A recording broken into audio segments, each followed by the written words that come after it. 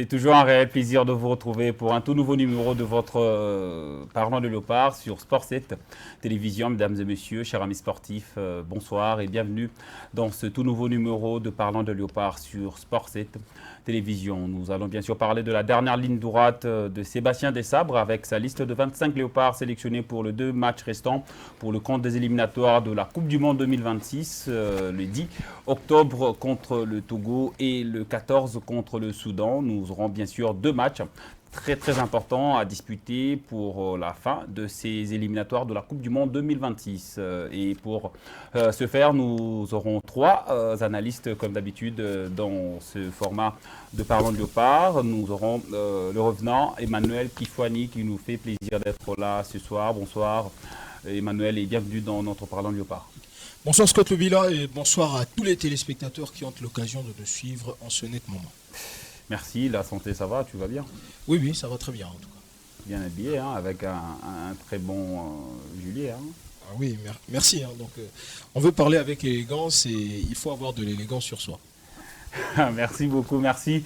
Ça s'annonce bien déjà. Nous avons également Lionel Luamba qui nous fait également plaisir d'être là et honneur. Justement, bonsoir Lionel et bienvenue dans ce Parlant de Léopard. Bonsoir Scott, bonsoir à tout le monde, bonsoir à mes co-débatteurs. Bonsoir vraiment à tous les téléspectateurs qui vont nous suivre aujourd'hui. On va essayer de leur donner le mieux. Merci, on va essayer de leur donner le meilleur et nous avons également Géré Roméo qui nous fait également honneur de revenir sur notre Parlant de Léopard qui est très bien habillé d'ailleurs ce soir. Bonsoir Roméo et bienvenue. Merci Scott avec ces discours un peu flatteurs, mais ça va. Merci. Le téléspectateur auront 2 yeux pour voir. Vous allez bien sûr constater que Géré Roméo a mis une veste vraiment magnifique qu'on va essayer de décortiquer peut-être à la fin de l'émission. Nous allons commencer avec cette dernière ligne droite de 25 léopards sélectionnés par Sébastien Desabre. Sébastien Desabre a pris le même et il a recommencé justement avec quelques revenants. Je vais commencer par Emmanuel Kifwani. Bonsoir, rebonsoir Emmanuel. Vous avez vu la liste de Sébastien Desabre le vendredi dernier. Est-ce que il y avait de quoi mettre sous la dent avec cette liste? Bon, le retour peut-être de Grady Diangana, mais en soi la liste elle est restée presque la même. Donc voilà, donc on a un joueur qui est à profil de 10, il peut carrément jouer le poste numéro 10 aussi. Il peut s'adapter parce que c'est le seul souci que nous avons en ce moment. En dehors de lui, il y a rien à se mettre sous la dent, aucune autre présence, si ce n'est peut-être améliorer les erreurs du passé, c'est tout. Donc il y a aucun défaut. Non. Il suffit juste de corriger ce qui n'a pas été bon lors de la dernière rencontre face au Sénégal et voilà, on aura les 6 points des 2 matchs. 2 matchs importants. Nous avons 2 matchs importants, Lionel Luamba. 2 matchs qui peuvent nous qualifier si on négocie très bien ces 2 matchs. Déjà, cette liste, comment vous l'avez accueillie? Ouais, comme il a dit Kifwani Emmanuel, ce sont les joueurs, les habitués de l'équipe nationale. Certes, on a remis le jeune Diangana, mais c'est une très bonne liste. Bon, ce sont les joueurs qu'on a l'habitude de suivre. Et les 2 matchs qu'on a, les 2 matchs très importants pour la RDC, qui sera les 2 matchs seront à bien gérer pour nous espérer encore la qualification à la Coupe du Monde. Et avec les joueurs, Desabre saura quoi faire pour nous amener à la qualification. Desabre saura quoi faire pour nous emmener à la qualification. Géré Roméo. Oui. Il y a le retour de Grady Diangana dans cette liste de Sébastien Desabre. Il n'était plus là depuis quelques temps. Et là, il est revenu parce qu'il a repris avec un club. On l'a vu d'ailleurs le week-end dernier avec son club battre le Celta Vigo 2-1. Il a fait quelques dizaines de minutes. Est-ce que ce retour peut bouger un petit peu la hiérarchie dans cette composition de Sébastien Desabre? Parce que là, depuis un certain temps, on n'a plus Gaël Kakuta. Bon, le retour de Diangana, c'est bien, mais il faut être sincère. Diangana, chez Léopard, n'a jamais été un cadre. Donc on a été à la CAN, il n'a presque pas joué. Il y a beaucoup qui est en train de monter. Aussi, après la CAN, après surtout le match contre le Sénégal, dans le match aller qui est sondé sur le score d'un but partout, on a vu que Desabre a déjà commencé à opter pour un style des 3 récupérateurs. comme ça. Donc, il n'a plus ces styles-là d'avoir un vrai numéro 10 comme à l'époque de Gaël Kakuta. Maintenant, on ne sait pas si avec... car déjà, Mbouko aussi peut le faire, mais déjà, mais il est toujours sur le côté. Donc, peut-être avec Diangana, je ne sais pas s'il peut voir quoi, avec encore quel profil, mais déjà aussi, il y a Bongonda, et qui n'a même pas été pris pour ce Justement, c'est le même profil. Il y a Bongonda, il y a Diangana et il y a Mbouko également. Même si Bongonda est un petit peu plus un ailier. Voilà pourquoi j'ai doute que Diangana joue. J'ai doute, surtout. Parce que bousculer la hiérarchie, oui, mais déjà il y a Bongonda qui joue, il y a Mbouko qui joue, Diangana, on ne sait pas, mais on voir le coach avec son style. Et aussi déjà, je me pose parfois, je sais pas, je me pose la question, est-ce que le problème aujourd'hui c'est seulement le joueur ou c'est aussi un problème du style que l'entraîneur avait donné à l'équipe? Parce que si on voit ce que Sadi a fait à Sunderland, on se demande mais pourquoi contre le Léopard n'avait pas joué comme ça? Parce qu'il faut aussi reconnaître que Drogba était un bon neuf, mais s'il faut mettre deux neufs, il se perd. Donc peut-être maintenant on ne sait pas s'il faut amener quel style pour que tous ces joueurs-là s'adaptent. C'est ça. Emmanuel, Desabre fait confiance à ces hommes. On l'a remarqué pendant toute la campagne des éliminatoires. On a vu presque le même tête revenir. Est-ce que c'était un moyen pour lui de connaître un peu plus son groupe ou justement il fallait faire avec ce qu'il a? Bon, il n'y a pas de miracle à faire à l'heure actuelle. Et surtout que, je peux le dire, nous sortons quand même d'une trêve de septembre assez satisfaisante, non seulement en termes de satisfaction, victoire, mais aussi la défaite qui apprend. Parce qu'il y a des défaites, soit ça vous forge, soit ça vous détruit. Donc ça, c'est une défaite qui est censée nous forger. Le Sénégal s'est construit grâce à une défaite en 2017 contre le Cameroun. Et après, le Sénégal n'a plus été le même jusqu'à aujourd'hui. Donc c'est comme ça qu'on prépare des grandes victoires à l'avenir. Donc ça ne peut pas... Voilà, on ne va pas sauter d'un coup de tête. On peut toujours récupérer cette qualif en gagnant les 2 matchs avec le dispositif qu'il y a. Moi, je trouve que l'effectif n'a pas de problème. Alors, le problème, selon moi, c'est peut-être un problème de consigne et de dispositif tactique. Parce que, comme j'avais dit l'autre fois, Desabre, face aux grandes équipes, il a peur. Il a peur de mettre son meilleur dispositif. Son meilleur dispositif, c'est un 3-5-2. 3-5-2, vous avez 3 défenseurs qui n'ont qu'un seul rôle. Défendre, garder la maison. Vous avez 2 pistons, voilà, qui jouent, qui font profil soit de latéraux, soit d'ailiers, qui ont un couloir tout vide à pouvoir aller faire des va-et-vient, même être servi par les défenseurs. Un milieu qui s'exprime comme il faut. Et dans ce milieu, curieusement, c'est le seul dispositif où on voit un vrai 10. C'est peut-être beaucoup. J'ai vu ça à 2 reprises. On a vu le meilleur match, jusque-là, le meilleur match qu'on a eu à voir cette année, c'était contre Madagascar. Bon, Madagascar et le Soudan du Sud, donc 3-1 et 4-1. Ouais. Et là, on a senti qu'il y a un milieu qui s'exprimait. Il y avait certes 2 récupérateurs, 2 casseurs de jeu et un numéro 10, un vrai numéro 10 qui savait s'exprimer, qui savait comment porter le ballon vers l'avant.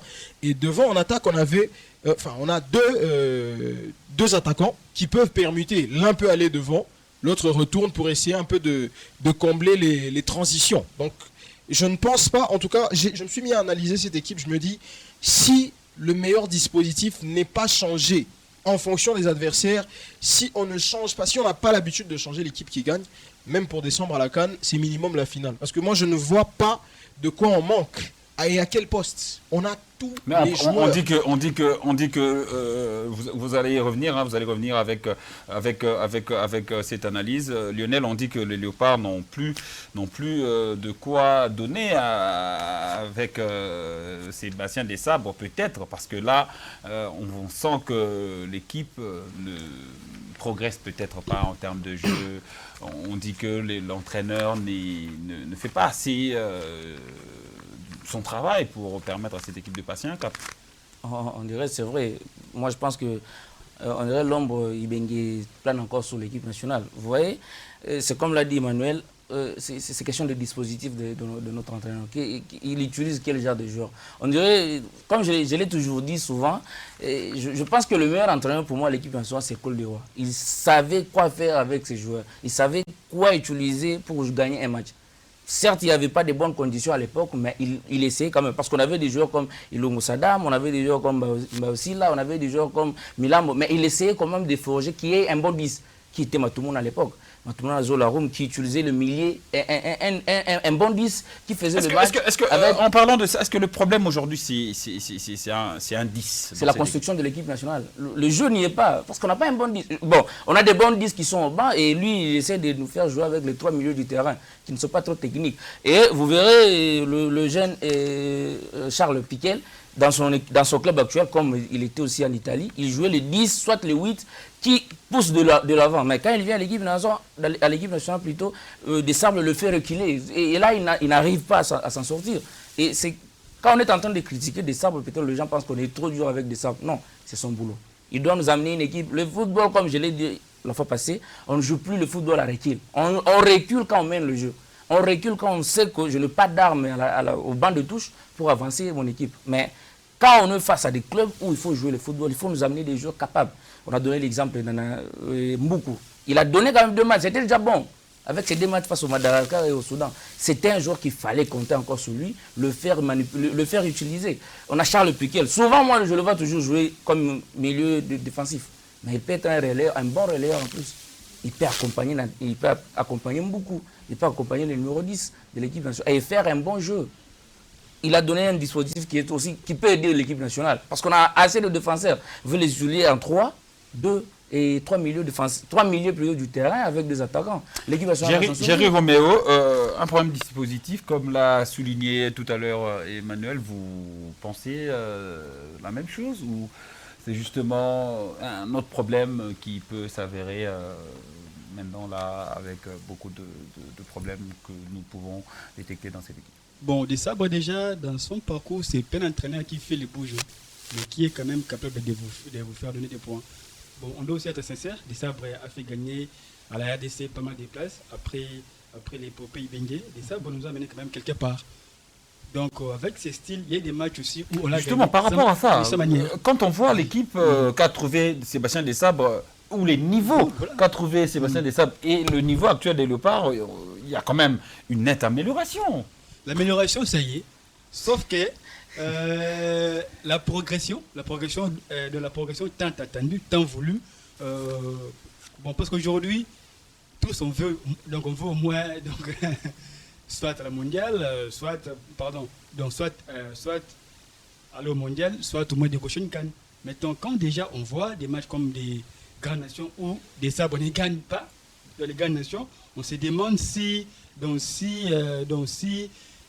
jour il arrivera. Mais j'ose croire que peut-être il a tiré des leçons du match contre le Sénégal et aussi de la pression dont le public congolais lui a fait. Parce qu'il faut rappeler que depuis les sabres et ici en RDC, on n'a jamais connu une telle pression. Sûrement avec cette pression de la presse, du public, il va se ressaisir pour encore faire mieux, je suis sûr. Il va se ressaisir pour encore faire mieux. Nous allons bien sûr parler de ces 2 matchs importants, comme on l'a annoncé au début de l'émission. Il y a ces 2 rendez-vous qui attendent le Léopard le 10 et le 14 octobre ici à Kinshasa. Oui, les Léopards vont encore recevoir le Soudan ici en République démocratique du Congo, dans ce même stade qui a connu bien sûr ce revers le 9 septembre dernier face au Lion de la Teranga du Sénégal. Emmanuel Kifwani, je reviens à vous, même si je vous avais coupé un petit peu lors de votre deuxième prise de parole. Il y a ces 2 matchs. Comment aborder ces 2 matchs? Est-ce qu'il y a moyen d'aller espérer une éventuelle victoire? Qualification, exactement. Qualification, oui, en tant que meilleur deuxième parmi les 4. C'est possible. Donc, on a ces 2 matchs pour essayer de corriger, comme je l'avais dit, les erreurs qu'on a eu à voir lors de ce match contre le Sénégal, qui pouvait déjà nous faire penser à autre chose en ce moment, nous faire penser peut-être à maintenir notre place de façon à parachever ces éliminatoires et s'emmener 51 ans après en Coupe du Monde. Mais il n'y a rien à regretter du moment où, avant de peut-être parler de cette qualification, il faudrait plusieurs réajustements. Si nous parlons très souvent du profil, par exemple, du numéro 10, c'est parce que Claude Leroy nous avait habitués à cela. Et c'est inconcevable, dans une nation de 120 millions d'habitants, de manquer quelqu'un qui sait vous garder le ballon pendant longtemps. C'est un grand... Donc voilà pourquoi c'est ce qu'on plaint en fait. C'est ce qu'on plaint parce qu'on ne peut pas nous mettre 3 personnes qui n'arrivent pas à garder le ballon. Au milieu de terrain, on ne sera pas à l'aise. À défaut de cela, le meilleur dispositif tactique, comme je l'ai dit, le 3-5-2, permet les phases de transition. Emmanuel, vous ne sentez pas que peut-être les sabres n'est pas aidé parce que c'est à la fédération quand même de proposer le joueur au sélectionneur. Bon, en principe, oui, mais quand on veut proposer un joueur, très souvent la référence, c'était le championnat national, qui aujourd'hui est l'ombre de lui-même. C'est ça aussi le problème. Et moi, ça me fait mal de constater que le fait d'aller en Coupe du Monde pour un si grand pays doit passer par des jeûnes et prières. Impossible, impossible. Avec tout le réservoir de talent que nous avons, nous ne pouvons pas peiner à aller en Coupe du Monde. Je me dis, mais à un certain moment, je ne sais pas qu'est-ce qu'il faudrait qu'on fasse, qu'on puisse se concerter ensemble, 120 millions de personnes, qu'on puisse se demander, mais c'est quoi le problème? Alors que la solution, à chaque problème a sa solution. La solution, c'est de faire comme le Sénégal. Cette défaite ou ce revers doit nous faire penser à des projets long terme. Et pour établir des projets long terme, il faut retourner à la base. Cela veut dire restructurer le football des jeunes, commencer par les U15 comme aujourd'hui, U17, U20, et par après peut-être en 2000... voilà, on peut faire un projet sur lequel 2034, 35, 37, on a 2 cannes d'affilée. Tout cela se prépare. Bon, apparemment, nous, tout ce que nous voulons, c'est des miracles d'une part. C'est ce qui est ancré un peu dans la mentalité congolaise, des miracles face à un pays qui s'est préparé pendant plus ou moins 8 ans. Impossible que vous puissiez gagner. À un certain moment, il ne faut toujours pas ramener de la superstition, voilà, du métaphysique ou quoi que ce soit. Même le créateur au-dessus ne va même pas vous permettre de pouvoir y parvenir parce que vous n'êtes pas préparé. Le football ne répond qu'à 3 logiques aujourd'hui. Préparation, résultat et constance, c'est tout. Donc vous devez d'abord vous préparer, vous devez avoir des projets sportifs. Quel est ce projet sportif sur la table du ministre de Sport actuel? Qui propose ce projet sportif qui peut s'étendre sur 5-10 ans? C'est comme pour dire qu'on n'est pas encore prêt en tout cas, moi, pour une éventuelle Coupe du Monde. Parce que quand vous parlez de projet, on sait qu'il n'y a pas de projet. Carrément. Donc cela veut dire que si jamais on n'y parvenait pas, sincèrement, moi, c'est même pas prêt à m'étonner. Parce qu'il faudra qu'on puisse retravailler dessus pour éviter que nous puissions jeûner, prier pour la Coupe du Monde 2030, par exemple. Voilà. Pour ces 2 matchs, Lionel, est-ce qu'il faut gêner, prier? Parce que là, pour aller en Coupe du Monde, il faut impérativement gagner ces 2 matchs. Et si, par miracle, le Sénégal on fait un revers, ça peut profiter aux Léopards. Est-ce que les Léopards peuvent créer cette sensation et aller directement en Coupe du Monde après ces 2 matchs? Prier, gêner ou faire quoi que ce soit, il n'y a pas de football sans mystère. L'a dit un grand joueur, Cristiano Ronaldo. Il n'y a pas de football sans mystère. Donc, vous savez, moi je me demande, il m'a donné une idée à me questionner. Est-ce qu'il y avait un projet après la défaite de 2018? Est-ce qu'on pensait à la Coupe du Monde de 2026? Il faut se poser des questions. Est-ce que le gouvernement, soit le Congo, était préparé après cette réveil à 2018 face à la Tunisie? Est-ce qu'on s'était dit l'objectif, ça sera maintenant la Coupe du Monde 2026? Si c'était ça le cas, on n'allait pas être où nous sommes aujourd'hui. Ça allait être bien préparé en avant. Si vous commencez à vous poser des questions, est-ce que la fédération aide l'entraîneur actuel des sabres? On l'appelle manager. Est-ce qu'il doit toujours aider par la fédération? La fédération est là pour miser à tout prix. Mais il y a une direction technique nationale qui est justement là pour enregistrer et donner une image d'une sélection à l'entraîneur. Moi, je ne peux pas aller à la fédération me poser des questions si on a... Non, moi, je parle d'abord du management de l'équipe, sa gestion de ses joueurs. Ça, là, la fédération ne peut pas le dire. La fédération ne peut pas venir dire à des sabres, mais nous, beaucoup à la place de tels joueurs. Non, c'est lui qui a ses joueurs. La direction technique propose toujours. Oui, mais on propose, c'est quand on assiste aux entraînements de ces joueurs.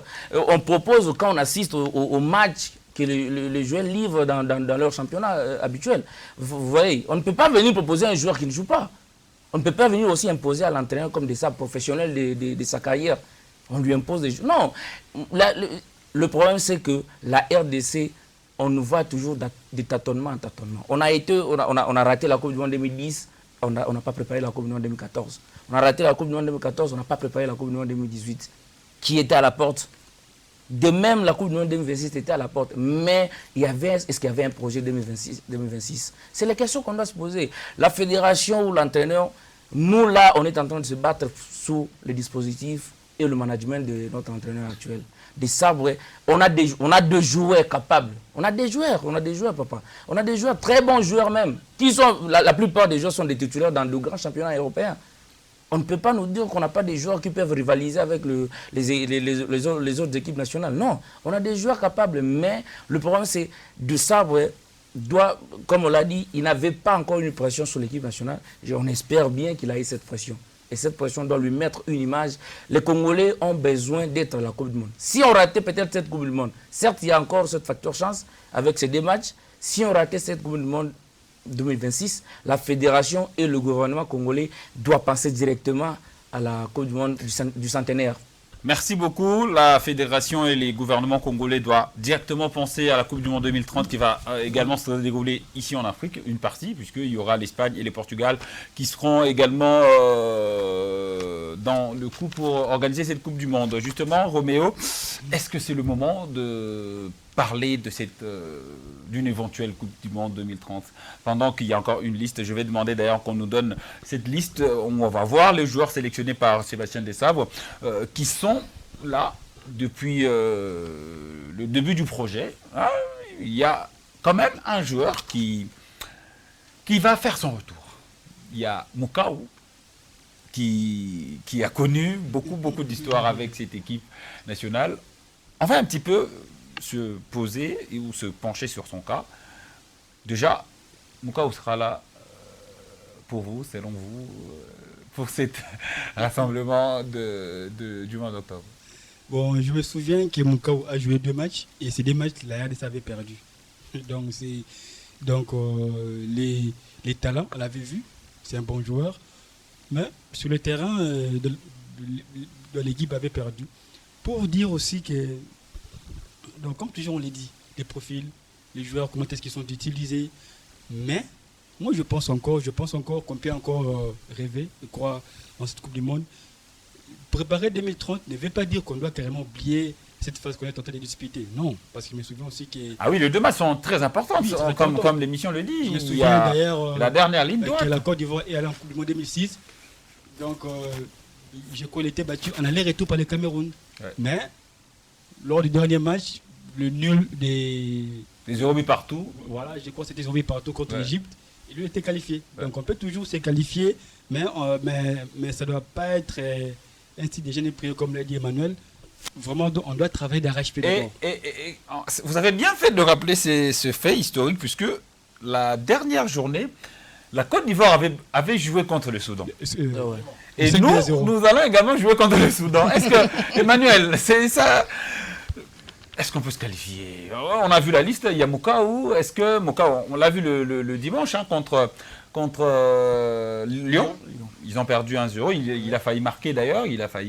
Malheureusement, il n'avait pas bien cadré son tir. Mais il est repris. On espère quand même le voir cette fois-ci avec la sélection parce qu'il a beaucoup de qualité à apporter dans cette équipe. Déjà que les 2 matchs qu'il a eu à jouer ici avec l'équipe nationale, c'était des matchs non seulement sans enjeu, mais il n'avait pas le dispositif ou l'arsenal nécessaire autour de lui de façon à ce qu'il puisse briller davantage. Bon, cette fois, c'est des matchs très importants face au Togo à Kégué et face au Soudan ici. Bon, déjà, quand je sens le Togo, quand je vois l'équipe du Togo, bon, une équipe qui se recherche toujours avec Nareni Bombé. C'est pas le Togo champagne à Adebayor. C'est toujours ce Togo qu'on a l'habitude de battre. Est-ce qu'il aura l'opportunité de pouvoir mieux s'exprimer et peut-être marquer? On l'espère. Après la victoire contre le Togo, il faudra bien négocier le match contre le Soudan et espérer que dans d'autres groupes, parce que les éliminatoires de la Coupe du Monde Zone Afrique ont toujours des surprises. Voilà pourquoi il y a cette lueur d'espoir, de toujours croire en ce que les choses puissent basculer, un peu comme ce qui s'est passé avec l'Afrique du Sud il y a de cela 2 jours. L'Afrique du Sud qui était première et qui est devenue 2e après, voilà, quelques irrégularités. On sait que c'est comme ça, en Afrique. Donc il y a toujours des surprises, que ce soit sur et en dehors du terrain. Donc je pense que sur terrain, la phase qui va se disputer, celle du 9 jusqu'au 15 octobre 2025, va nous sortir encore d'autres réalités et d'autres surprises. On peut espérer se qualifier, oui. Si ce n'est que pour combler cette dette de 51 ans d'absence, il n'y a pas de souci. Ça va satisfaire tout le monde. Emmanuel, d'où il faut peut-être créer une conscience collective autour de cette équipe nationale, puisque c'est dans les grands moments qu'un pays peut-être connaître une délivrance. Voilà, c'est dans ce genre d'état, de déni, c'est dans ce genre d'état de... Voilà, quand vous êtes blessé dans votre amour-propre, qu'il faudrait renaître et se surpasser, ça peut arriver. Donc il faut créer, comme vous l'avez dit, une conscience collective, parce que avant toute chose, ce ne sont pas des extraterrestres, ce sont des humains qui doivent comprendre que les attentes même de ceux qui ont l'habitude de les regarder sont grandes, si ce ne serait que pour combler cette dette-là. Et que les dieux du football soient avec cette équipe pour qu'il se passe un faux pas à Djouba là-bas entre le Soudan du Sud et le Sénégal, il n'y a pas de souci. Mais c'est à partir de là, très souvent, il y a soit c'est la défaite qui change, soit c'est la victoire qui transforme à jamais. Donc si c'est une victoire qui va nous emmener en Coupe du Monde, qui peut espérer, selon moi, nous transformer à jamais pour qu'on puisse se maintenir, parce qu'on ne manque absolument de rien. Je ne sais pas quel ange on va descendre du ciel pour venir mettre de l'ordre, parce qu'il y a déjà tout sur table. Il faudrait juste mettre les... Voilà, au bon endroit, mettre les bons pions au bon endroit, et c'est fini. Je pense qu'on n'aura pas à s'inquiéter. Et moi, je suis en train de voir un peu plus, pas seulement que ces barrages, mais moi, je vois la Coupe d'Afrique des Nations, comment on aura à s'exprimer, parce que c'est le dernier test de Sébastien Desabre. Ce test, s'il échoue en tout cas, on pourra peut-être nous prendre un José Peseiro qui a emmené le Nigeria en finale de la CAN en Côte d'Ivoire. Est-ce que vous avez l'argent pour les payer? Ah ben ça. S'il y a quelque chose... non, bien sûr. Il y a l'argent. Tout est question de négociation. Tout est question de combien il demande. Et je ne pense pas qu'il va demander ce que nous n'avons pas. Et c'est comme ça qu'on peut carrément proposer un sélectionneur qui viendra merci beaucoup, Emmanuel. Lionel, l'unité d'un peuple passe par des grands moments. Ouais. Et la Coupe du Monde peut peut-être faire en sorte que l'unité de la nation congolaise puisse renaître. Comme l'a dit Emmanuel, on a été quand même touché par notre amour-propre lors de cette défaite contre le Sénégal. D'ailleurs, Pape Ndiaye, que je salue, qui nous suit depuis Dakar, il m'a dit, franchement, cette défaite vous a quand même beaucoup touché. Et c'est vrai. Ouais. Bon, je dirais, c'est avec toute humilité, je pense qu'on ira affronter les deux équipes. La qualification de jouer le barrage, ce n'est pas à exclure. On est en train de viser maintenant la qualification pour la Coupe du Monde. Pour le barrage, là, avec toute humilité, on va y jouer. On va y jouer. On peut même aller jouer le barrage intercontinental. On peut aller jouer. Pour l'amour propre, actuellement, tout peuple congolais demande la qualification de l'Europe. Peu importe ce qui va nous arriver à la Coupe du Monde, qu'on y aille d'abord. Ça, même si on va prendre les 5-0. Qu'on y aille, 51 ans après, qu'on y aille d'abord. La dernière fois, on avait pris 9. Mais ça peut changer, ça peut changer, tout peut arriver. C'est un problème de prime aussi. Hein. La défaite aussi. C'est un problème de prime. La défaite face au Sénégal, c'était une leçon à prendre. Et tout joueur est conscient, tous les joueurs de l'équipe nationale, y compris même l'entraîneur, il y a eu une conscience qui s'est intériorisée à l'intérieur de nous, peuple et le joueur. On y va d'abord à la Coupe du Monde, par l'amour propre, et le reste, on va voir ça après. Maintenant, nous, en ce moment, en tant qu'analyste du football, on demande la préparation au moins pour se projeter dans une très belle aventure peut-être en 2030. Quel sera quelle sera la formation amenée à la Coupe du Monde 2030, le projet de 2030? Il faut commencer, on a quand même une bagatelle de joueurs qui sont jeunes. On peut aller, il y a Kalimwendo, il y a Willy Kamboala, il y a Noah Sadiki, il y a Moukao, ils ont moins de 24 ans. Donc, ils peuvent s'aguerrir avec le temps, Géry Roméo. On va revenir avec vous, Lionel. Oui, comme on le disait tantôt ici, c'est un problème aussi des visions, des projets clairs. Qu'est-ce qui a été d'abord fait? Donc, on revient sur un projet à long terme. Donc, oui, c'est un projet à long terme d'abord parce que déjà, l'équipe Chan, donc on voit que les joueurs ne sont pas déversés à l'équipe première. Donc, c'est déjà un problème aussi. Donc, on ne sait pas si c'est un style propre au coach du Sabre ou c'est juste la façon dont il s'était convenu avec la fédération. Non, quand même, il ne peut pas venir nous imposer son style propre, de ne pas faire le joueur, de ne pas faire jouer nos joueurs locaux. On ne comprend pas, il n'y a aucun joueur du Chan qui n'est monté. Donc, depuis que les Sabres est là, aucun joueur local n'a joué avec l'équipe première. Donc c'est quand même... Non, mais il y avait les pots, il y a eu de Boca, il y a eu Oscar Kabouit. Non, c'est le match sans danger quand même. Ouais, parlant de match sans danger, tu as raison. Est-ce que je vais demander à vous tous, hein, est-ce qu'il faut qu'on continue avec ces débats, cet éternel débat entre les locaux et les pros? L'émission non comme la sous-gâté, mais pas du tout en tout cas. Je sais pourquoi je le dis. Pourquoi? Parce que, vous savez, moi je ne condamne pas directement ni le sélectionneur, ni la direction technique, ni la fédération de ce qui se passe s'il n'y a pas un transfert direct des locaux vers l'équipe première. C'est parce que d'abord le championnat n'est pas bon. Les clubs, les exigences maintenant devraient revenir aux clubs. Les clubs devraient être exigeants envers eux-mêmes. Pourquoi Mazembe a dominé le championnat pendant plusieurs années jusqu'à ce que les Aigles sont venus? C'est parce que, premièrement, ils se sont organisés de façon à être d'abord une société. Que les prises de décision, je vous assure, il y a des clubs, je ne vais peut-être pas citer le nom, vous partez, vous demandez mais qui sont les légendes de ces clubs, même les supporters eux-mêmes ne savent pas. Donc il n'y a pas de sérieux. Les clubs ne sont pas exigeants envers eux-mêmes. Les clubs ne savent pas vendre leur image. Parce qu'aujourd'hui, ce n'est pas que sur terrain que vous allez vous vendre, mais c'est l'image même de la structure interne. Et par après, le championnat. Si, dernièrement, j'avais eu à le dire sur un post de Vidi et Chimanga, je suis sûr qu'il nous suit, s'il y avait 10 Vidi et Chimanga, ce championnat aurait eu une autre dimension, tout simplement. Je pense que les clubs, ils sont restés un peu dans leur style de...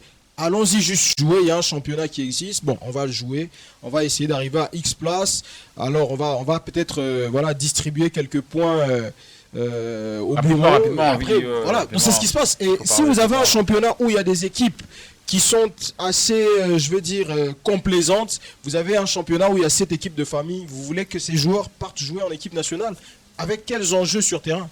Il faudrait tout simplement, de ce côté, et je préfère laisser le privilège aux sélectionneurs de pouvoir décider et améliorer certaines choses pour qu'on ne puisse pas repenser à un éternel miracle qui aura peut-être un Poutou qui va ressortir, alors que dans plusieurs clubs, en dehors peut-être de Mazembe et les Aigles, ce sont les deux clubs peut-être d'exception. Je peux rajouter Maniema Union, mais le reste, quels sont les projets qu'ils ont même? Parce qu'il y a des clubs qui ont des projets à long terme. Et les autres clubs, qu'est-ce qu'ils font?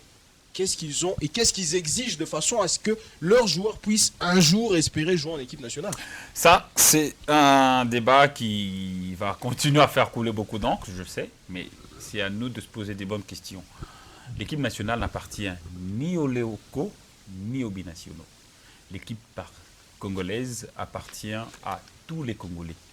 Que vous soyez né ici au Congo ou à l'extérieur, si vous vous sentez congolais et que vous avez du sang congolais, le potentiel, vous allez rêver et pourquoi pas jouer avec cette équipe. Donc les débats des locaux et de professionnels, en tout cas, c'est, je pense, moi, hein, ce n'est que mon avis, ça n'a pas lieu d'être. Emmanuel a donné quand même beaucoup de détails par rapport à ça. Il ne nous reste pas beaucoup de temps. On va parler de Pouloulou qui est repris enfin avec cette équipe nationale. On avait quand même du mal à ne pas le voir lors de la dernière liste, mais finalement il est là. Il y a eu un problème administratif. Non. On avait quand même donné du crédit à Banza. Oui. Banza qui avait pris sa place justement. Mais là, Pouloulou peut bien sûr répondre favorablement à cette convocation. Est-ce que Pouloulou peut apporter quelque chose dans cette attaque avec déjà une dynamique où il y a Bakambu et les autres qui font du bon travail déjà? Il peut apporter quelque chose de bien quand il a le temps déjà avec son club. Le problème, c'est qu'il a été appelé pour quel rôle? Actuellement, là, en cette phase où nous sommes avec l'équipe nationale, ce n'est plus une phase de tâtonnement. Essayer un joueur, non, c'est une question de constance maintenant. Cette équipe qui a été face au Sénégal, c'est déjà une équipe qu'on peut utiliser. C'est une équipe à ne pas exclure. C'est question de bonnes dispositions, de bons dispositifs de l'entraîneur. Réutiliser son effectif. Soit, on a un Bakam déjà actuellement aujourd'hui, il est à meilleur de sa forme. Je ne vois pas comment est-ce qu'on peut enlever Bakam de son poste de neuf pour ajouter un autre joueur. Non, il est là déjà en constance, en bonne forme, et dans son club et dans l'équipe nationale. Donc, l'équipe actuelle, ajouter le joueur Pouloulou, le réappeler à l'équipe nationale avec ces 2 matchs qui nous restent, peut-être l'intégrer dans la philosophie de l'équipe nationale. Mais il y a une canne également, peut-être. C'est ça, c'est ce que j'ai dit. En train de c'est ce que je disais. Ouais, l'intégrer pour peut-être le projet dans 2 mois. De la canne du mois de décembre. Peut-être pour cette idée. Mais l'intégrer comme étant joueur qui va apporter quelque chose dans l'effectif actuel, bon, selon moi, je ne trouve pas cet appel important pour moi. Bon, l'intégrer. L'absence de Wissam. Ouais, oui, ça peut-être pour Wissa, parce que il y a cette absence qui va quand même peser. Hein. Jerry Roméo, Wissa ne sera pas là. Oui. C'est quand même le joueur qui a depuis pas mal de temps la clé de cette sélection en attaque. C'est l'un des cadres actuels de cette équipe. Il sera pas là pour ces 2 matchs décisifs. Est-ce que Pouloulou peut pallier à cette absence ou il peut justement faire figure de complaisance justement? Bon, vous avez déjà clos ce débat des locaux et pro, mais c'est là encore où ça intervient. Parce qu'on confond championnat et valeur intrinsèque. Scott, en Côte d'Ivoire, on l'a vu que Côte d'Ivoire a remporté la CAN grâce à un joueur qui c'était Diakité, un jeune évoluant au pays, mais qui n'avait pas le même niveau de championnat que les autres. Donc c'est pas pour autant qu'il y a qui avait évolué au pays. Il jouait à Reims, mais il avait évolué. Pendant la CAN, il était un joueur local. Oui, donc c'est là où avait des locaux. On confond un peu les choses. Donc je ne pense pas que les championnats ivoiriens est plus avancé, peut-être en termes d'organisation, mais des niveaux de jeu, je ne pense pas. En plus, c'est le même championnat qui a produit Fiston Maïlé, aujourd'hui avec 9 buts comme ça. Donc pour les talents intrinsèques, il y en a qui on peut toujours réfléchir au cas où il y a des joueurs qui manquent. Moi, je pense qu'aujourd'hui, par exemple, oui, c'est vrai, oui, ce n'est pas là. Mais pourquoi ne pas essayer les James Mbo, Malema Tobo? Ils peuvent aussi essayer. Ça peut aussi marcher. Et puis c'est les Enyembo. Oui. Les Enyembo. Oui. Donc on l'a vu. Pour Lolo, bon, je suis pas avec les Mato, bon, on a vu le niveau hein, contre Vers United. Et à un moment, le niveau peut pas. Non, il a fait quelque chose. On ne va pas remettre le niveau de tout un joueur à cause des matchs. Voilà. Même contre Lille. Même contre Lille, même à presque fouté. On a dit, c'était le temps des jeux, vous ne jouez plus. Mais c'est le même pas 6 jours après qu'on a dit, oui, c'est lui le demi-dieu. Pour dire que c'est ça le football. Donc on peut aussi baisser et puis encore. Mais Scott, quand on fait appel à Pouloulou, c'est pour l'intégrer, non, dans le projet. On peut faire appel à ces gens-là, c'est pour les donner. Tu sais, quand on t'appelle pour la première fois, assister juste. C'est pas que les locaux. Et tu sors un peu les fruissons là de l'idée de l'équipe nationale, puis on joue avec les chancels Mbemba. Je pense que. Jusqu'à maintenant, jusqu'à preuve de contraire, ce qui nous donne des victoires, sont les valeurs individuelles, dans des performances individuelles. L'équipe nationale manque une âme. Un peu comme le Cameroun. Vous savez, le Cameroun, peu importe la génération, ils ont une certaine âme que eux-mêmes appellent le Hemley. Je ne sais pas, ça se traduit par comment. Et c'est grâce à cela que peu importe dans l'état dans lequel le Cameroun peut se trouver, il y a une force collective qui pousse cette équipe à pouvoir se surpasser. Ici, je ne sais pas si notre état d'âme d'équipe, en tant qu'équipe, ça va être une danse qu'on appelle le Fimbu, je ne pense pas. Il faudrait tout simplement que cette équipe puisse avoir une âme que toutes les générations qui viendront après ceci, parce qu'en 2030, on ne va plus parler de Bakambu. Mais ça, c'est un travail de la direction technique nationale, non, justement. Il ne faut pas toujours responsabiliser la direction technique, parce que depuis un certain moment, quand on parle de direction technique, bon, on sent comme si c'est... Voilà, donc il n'y a pas tellement cette implication-là chez les A. Alors, qu'est-ce qui est censé se faire? C'est que nous avons déjà des équipes U17, U20, tout ce qui existe. Il faudrait commencer par intégrer des projets sportifs concrets. On ne va pas créer des personnes. Les personnes ne viendront pas. Voilà, ils vont pas tomber du ciel pour qu'on puisse les mettre. Qui fait ce travail-là? C'est pas la direction technique nationale? Jusqu'à preuve de contraire, je ne vois aucune implication de la direction technique nationale. Mais justement, le problème, la faute incombe à la direction technique nationale de ne pas pouvoir faire ce travail. Non, à défaut de la compétence de la direction technique nationale, il suffirait tout simplement de ramener sur table 2-3 projets concernant le football des jeunes. C'est comme ça que le Sénégal a réussi à sublimer son équipe. En 2017, le Sénégal reçoit cette gifle face au Cameroun avec une très bonne équipe, avec Lamine Gassama, Henri Cévé qui te tire des coups francs à distance. Et voilà, il y avait des valeurs individuelles, mais il n'avait pas un collectif. Aujourd'hui, le collectif repose même. Donc, on sait qu'il y a un leader technique sur terrain qui fait le jeu, qui fait l'équipe. Et chez les Léopards, il y a qui? On va te citer 5 leaders techniques? Non, il ne peut pas y avoir 5 leaders dans une équipe, ça ne marchera pas.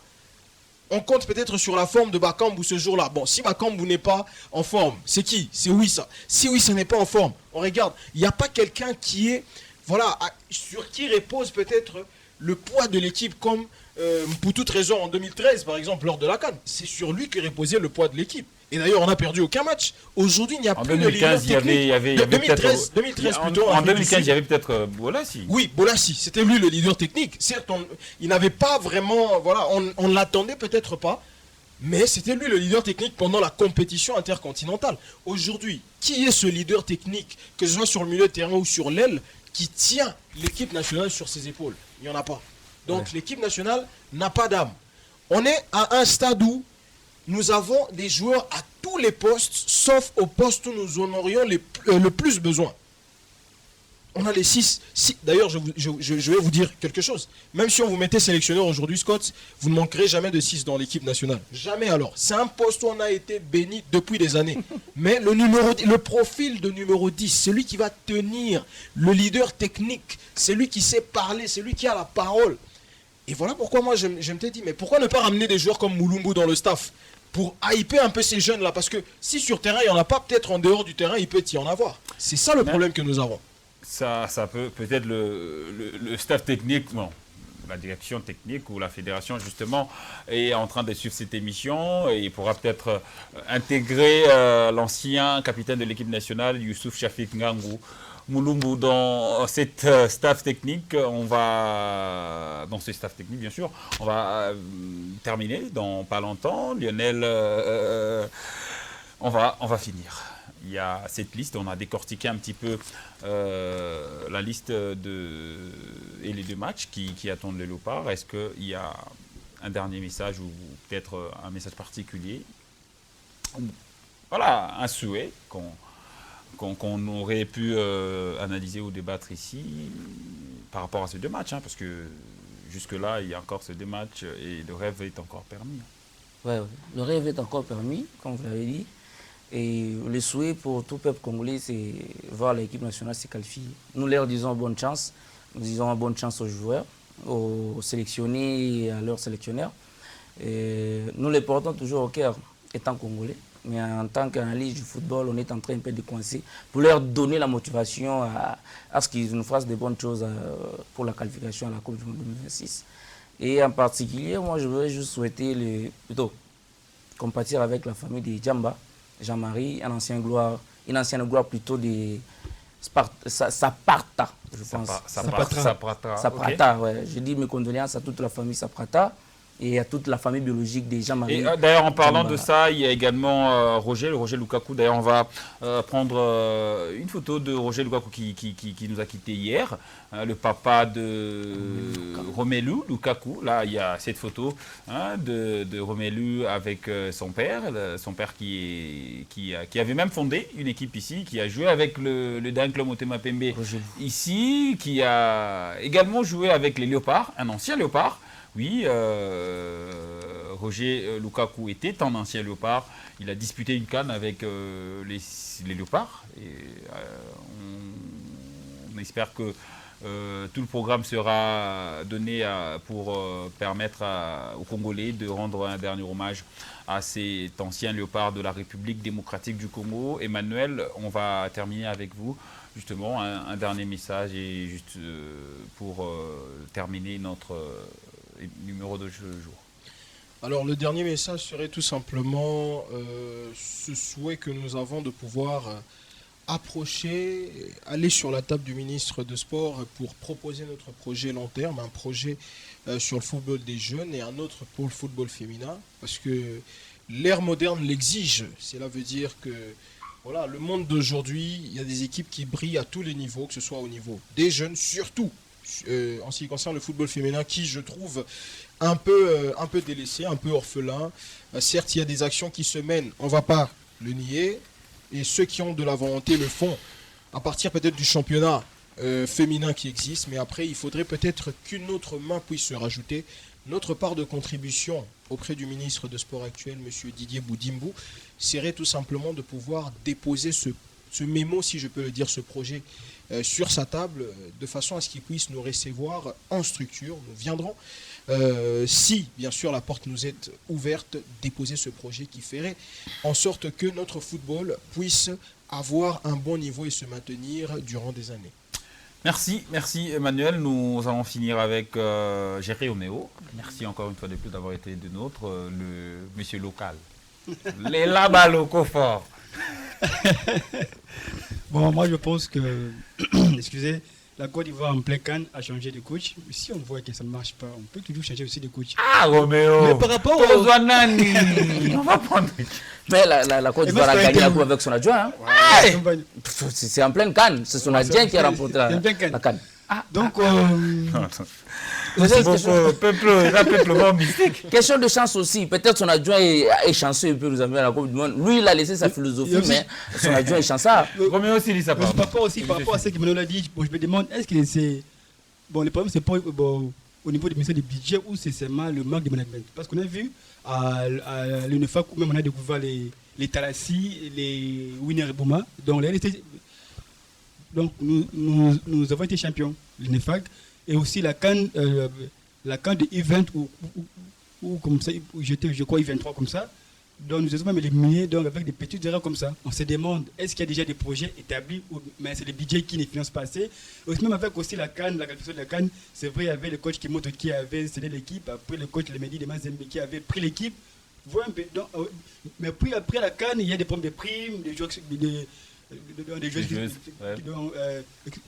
sont venus un peu en retard. On se demande maintenant, est-ce que c'est vraiment par des projets ou c'est l'argent de l'État qui ne sort que quand il s'agit de l'OPA senior? Merci beaucoup Géré Roméo, merci beaucoup monsieur. Je ne sais pas comment vous dire merci parce que vous avez tenu bon. C'était une belle émission. On nous a fait signe depuis Dakar par Pape Ndiaye qui nous a suivis depuis Pape Ndiaye. Exactement, Pape Ndiaye. Mais avant de terminer, il y a quelqu'un qui va fêter ton anniversaire. Comme on a DM. Alors, monsieur Topé Sega, joyeux anniversaire. Banana Emmanuel, faut pas ça. DM. Comme on est DM. Depuis quelque part. DM.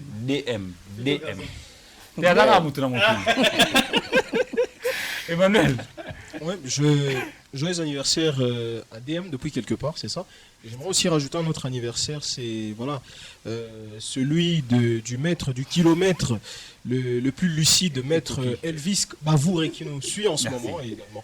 Merci. Qui fête son anniversaire le même jour. Merci beaucoup. Lionel, joyeux anniversaire à DM. DM, Talara. Ouais. Joyeux anniversaire à DM, comme on le dit de quelque part. En passant, je salue juste ma petite sœur, Divine Loya, de là où tu nous suis. Elle est amoureuse de cette émission. Merci beaucoup à Divine Moya. Divine Loya depuis quelque part également. Géré Roméo. Sokopesi DM anniversaire. Joyeux anniversaire, t'es à problème. Mbotamela Moudem, et puis Mbotamela Mouna, Hélène Chimba, et c'est tout. Merci.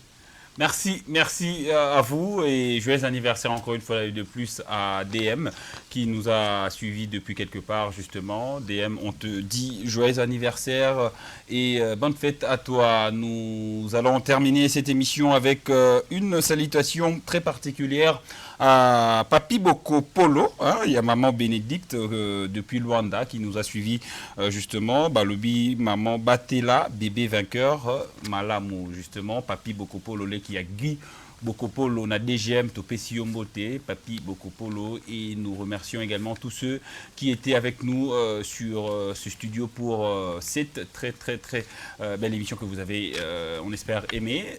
Nous remercions Jimmy Mboui, Jules Payot qui nous a assisté. Il y avait également HM devant la machine et nous remercions également Jefferson Sassou qui nous a également soutenus depuis la maison. Merci beaucoup à Maman Chantal. On se retrouve le mardi prochain avec le même plaisir. D'ici là, restez toujours branchés sur votre chaîne 100% Sport, Sport 7. Retrouvez Jules et Ibrahim tout à l'heure pour cette très belle rencontre entre Kairouet et le Real Madrid. Bye bye et à plus.